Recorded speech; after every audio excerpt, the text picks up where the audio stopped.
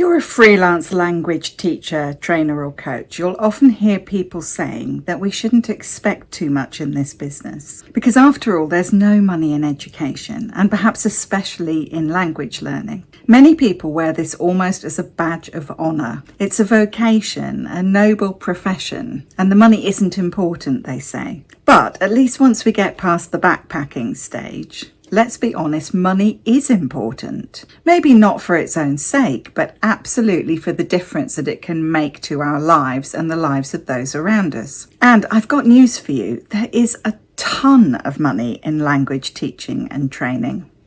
My name's Rachel Roberts, and I help ELT, ESL and language teaching freelancers like you optimize your business model, your marketing and your mindset so that you can earn more and work less.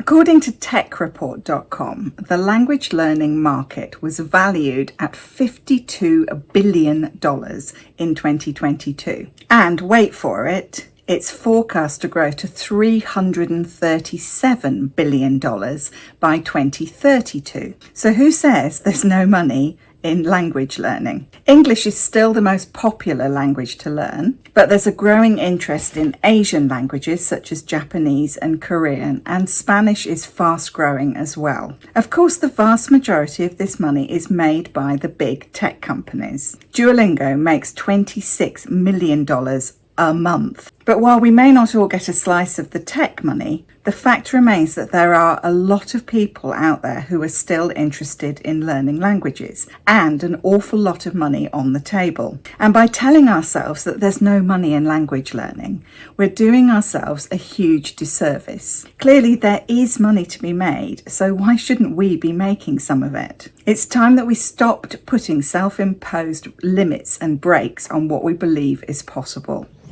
Some of this is about fear or lack of confidence or know-how, and I can help you with all of these. But I believe that it's also about the fact that many of us feel that we're somehow a better person if we're not making much money. I'd like you to ask yourself this: how is it better for the world if big corporations are hoovering up all the billions that people are willing to spend on language learning? What positive impact could you have on those around you and yourself if you were earning even 50% more than you are now? Not to mention that you would almost certainly be able to help people with their language learning or teaching goals much better than what most of these big corporations are able to do. Because your offer is personalised and because you care. Duolingo's fun, but we all know that it is far from the most effective or efficient way to learn a language. What you offer can be specifically tailored for the specific needs of your client group,